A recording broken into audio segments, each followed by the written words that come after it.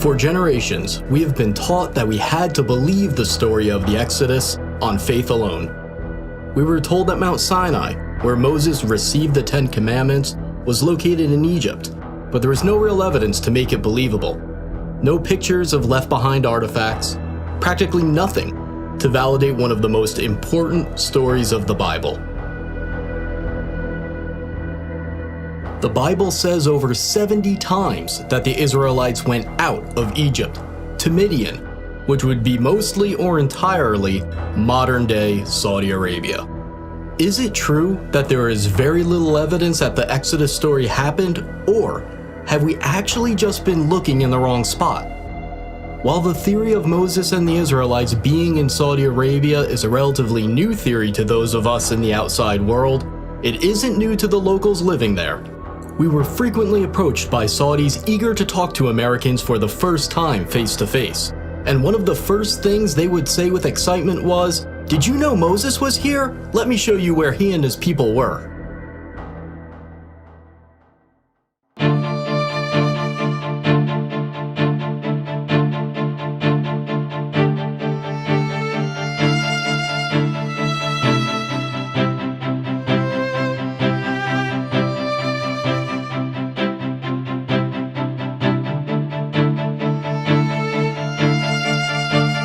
The tradition that the mountain in Egypt's Sinai Peninsula is Mount Sinai only dates back to the 4th century AD. New research based on Jewish, Christian, and Islamic sources indicate that there is a tradition that is 600 years older, and according to that tradition, Mount Sinai is in northwest Saudi Arabia. This other tradition points to Jebel Makla, a peak on the mountain range known as Jebel al-Lawz, as the true Mountain of Moses. Several historical sources, including Josephus, recorded that Mount Sinai is the highest mountain near a city that is today called Al-Bad.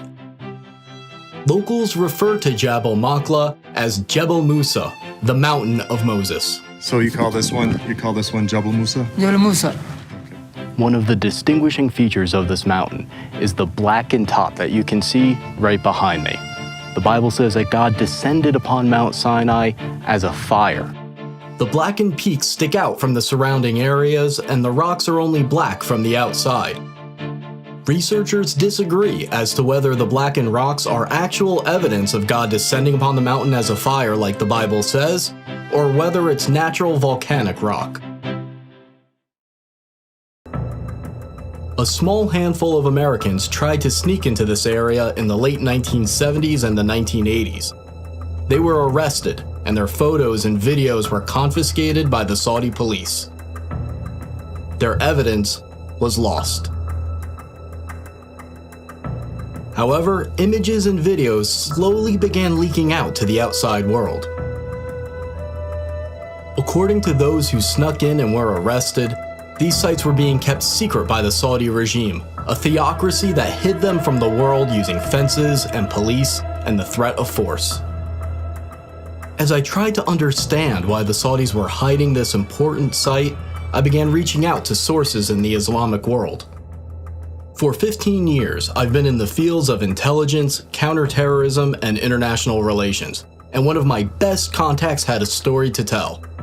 He used to belong to a jihadist group, and he even had meetings with Pakistani intelligence and close associates of Osama bin Laden.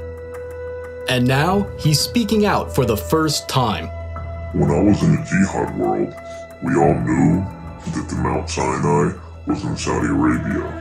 The people on the outside, even most Muslims, had no idea that it was there, because we fighters didn't want anyone to know about it.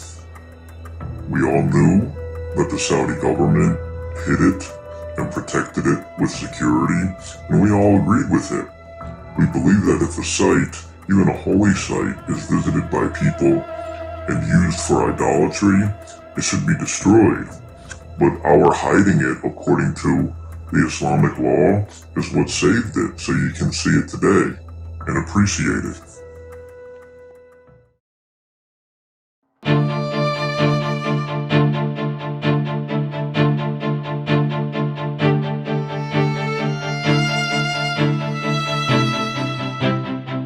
Moses flees Egypt after killing an Egyptian who he saw abusing one of the Hebrew slaves. He then escapes to Midian as a fugitive. In Midian, Moses sits by a well and he meets the daughters of Jethro who are getting water for his flock. Moses then marries one of his daughters. We are in the ancient land of Midian right now, near the town that locals describe as originally being the land of Jethro. When we visited this area, multiple Saudis approached us to tell us this is where Jethro and Moses resided. They excitedly pointed to an ancient well that is fenced off and marked as an archaeological site. The Saudis have long believed that this is the well where Moses met the daughters of Jethro, and Muslims from around the world come to see it.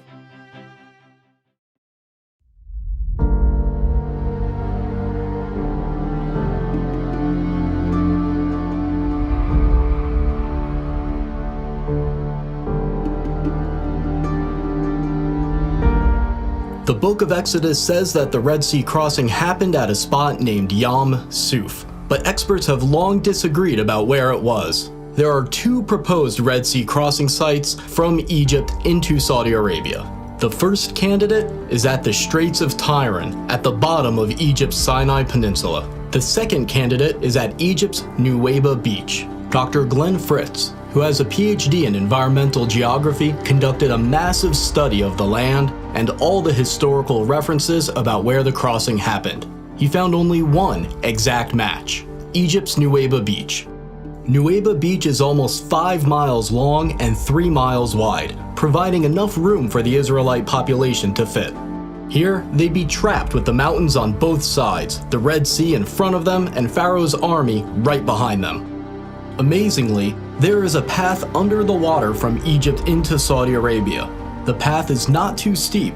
The Israelites could have easily walked across if the waters were parted. Underwater research by Dr. Leonard Moeller showed strange shapes in the coral, leading some to believe that the remains of Pharaoh's army are there.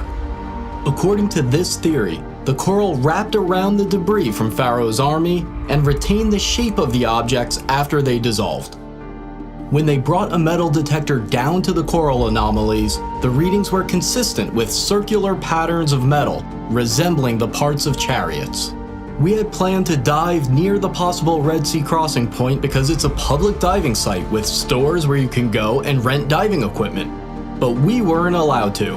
The Saudi police showed up, and they stayed with us until we left.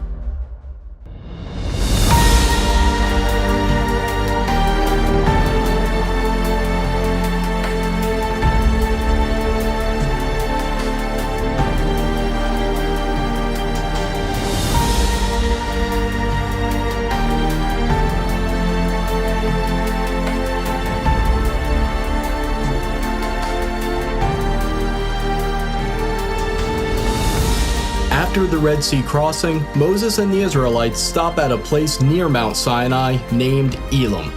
Desperate for water, they find a unique location with 12 wells and 70 palms.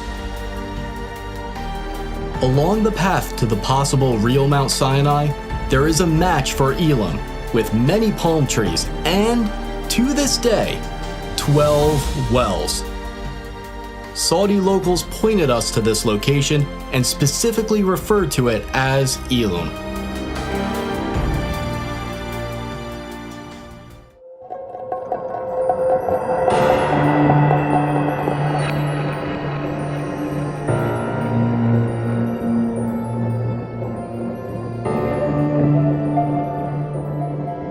Another major event by Mount Sinai is the incident with the golden calf.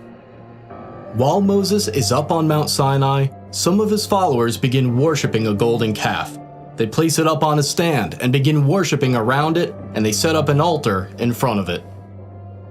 When Moses comes down from Mount Sinai, he destroys the golden calf and sprinkles its remains into the river that comes down from the mountain.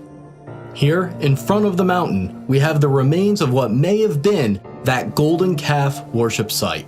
Now behind me, in this fenced-in archaeological site that the Saudis are protecting, you see both a stand with many petroglyphs of cows and people worshiping cows, as well as a structure that is slightly lifted that may be the altar in front of the golden calf stand. There's a sign in Arabic and English warning intruders against going into the area.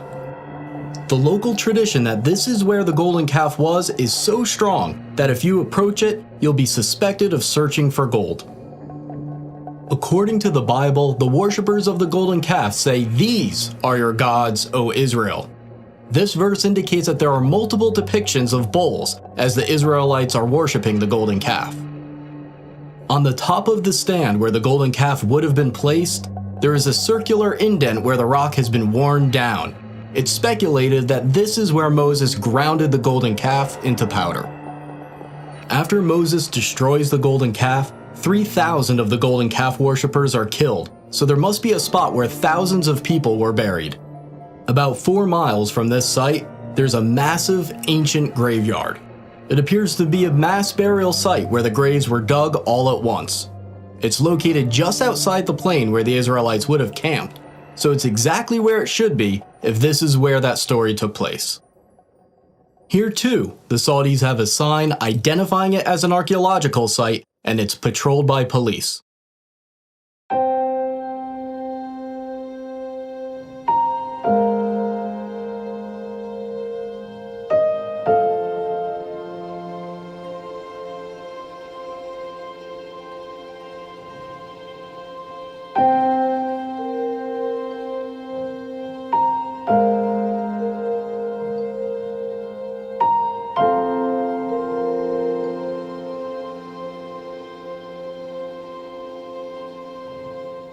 The book of Exodus says that Moses built an altar of uncut stone at the foot of Mount Sinai and also set up 12 pillars to symbolize the 12 tribes of Israel. Right here at the foot of the mountain, we see this structure that resembles an ancient altar. And what we are standing in right now is probably the animal chutes that would lead them to sacrifice at the foot of the mountain. The animal chutes lead to this area of the structure, which may have been the slaughter platform for animal sacrifices. The Saudis, of course, say that this has nothing to do with Moses, but they admit that they found animal waste and bones underneath this area when they dug. People who have been to this site decades ago say that this site used to be much cleaner, and you could more clearly see the remains of about 12 pillars, as well as a stone platform that they would stand on. Near the altar and the 12 pillars, Moses reads to the Israelites the Book of the Covenant, and they agree to it. This means that Moses probably had a spot right above the altar that served as a stage in order to address the people. Right above this area with the altar and the pillars, there is an area that could have been a perfect spot for Moses to be seen and heard when the covenant is made. A Saudi local actually pointed to this part of the mountain and showed us how Moses' voice would have echoed like he was speaking in a natural amphitheater. The Bible says that a brook flowed down from Mount Sinai, providing water for the Israelites. The brook must have come down near the altar at the foot of the mountain for the sacrifices to take place, and the brook must have come near the golden calf because Moses threw its remains into the river. It's very easy to see where there was once a stream coming down from this mountain, where there's evidence of burnt sacrifices. It then ends up near the possible golden calf worship site. There's even evidence of wells around the area where a pool of water would have formed, proving that a large population once lived there. According to the Bible, the prophet Elijah travels to Mount Sinai, and once he gets there, he goes into a cave, and that's where he talks to God. The real Mount Sinai must therefore have a cave that is accessible, safe, and suitable for sleeping. This cave above the altar is about 15 feet high, 20 feet long, and 20 feet deep. If this is the real Mount Sinai, then this is almost certainly the Cave of Elijah.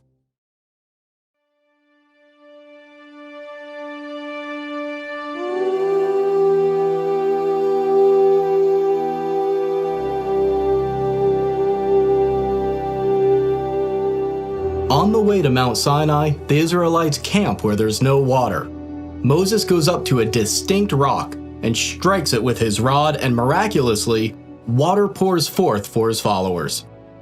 The historian Josephus said that the split rock could still be seen in his time, and it was so big that it could not have been moved. Is it possible that this split rock still remains today, testifying to the accuracy of this story? The answer is yes, and it is stunning.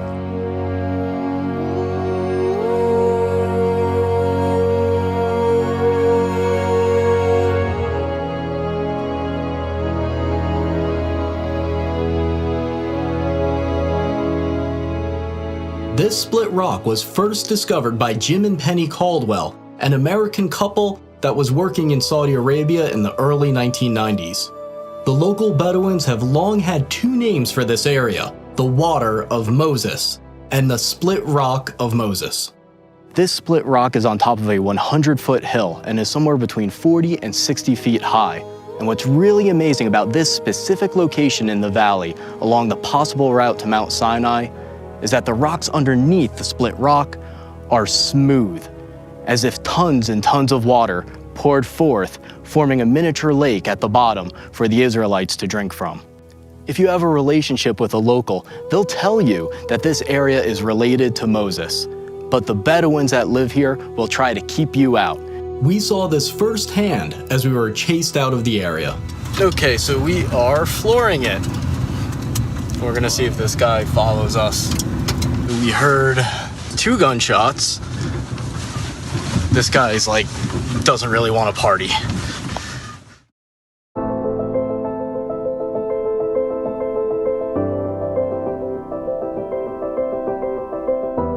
The Bible says the area near the split rock where the Israelites fought the Amalekites is named Rephidim, which means place of rest.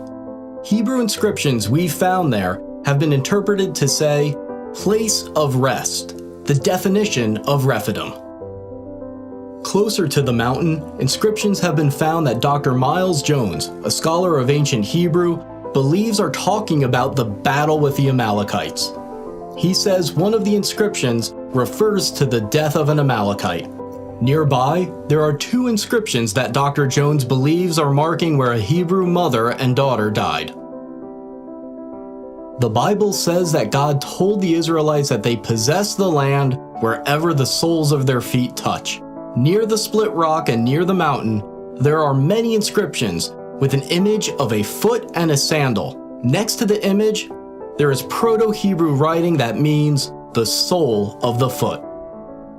We also found inscriptions that were translated and found to refer to Yahweh, the Hebrew name for God. There's another area near the mountain named Wadi Musa, or the Valley of Moses. Here, a depiction of a menorah was found, and it might be the oldest depiction of a menorah known today. Now, a new eyewitness has come forward to reveal that the Saudis have been hiding the evidence of the Exodus since at least World War II. This man was an American pilot who met the king of Saudi Arabia. Bob Cornuke was one of the first people to reach Jabal Maqla in the 1980s, and he recently interviewed that pilot and made the footage available for this video. It's an honor to meet you. Well, thank you. Our lives have intersected possibly in something very historic, and we're talking about where the real Mount Sinai is located. And I had no idea that someone as far back as World War II would have seen the mountain and had been told that the mountain was the holy mountain of Moses. Did any of the Muslims tell you that that was a holy mountain? Oh yes.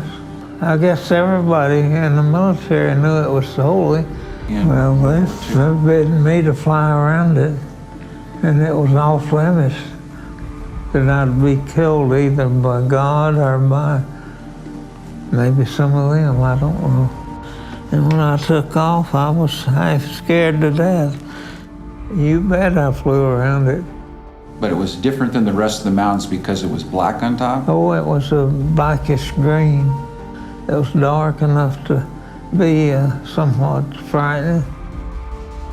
You don't know what I really believe. I think it's Mount Sinai.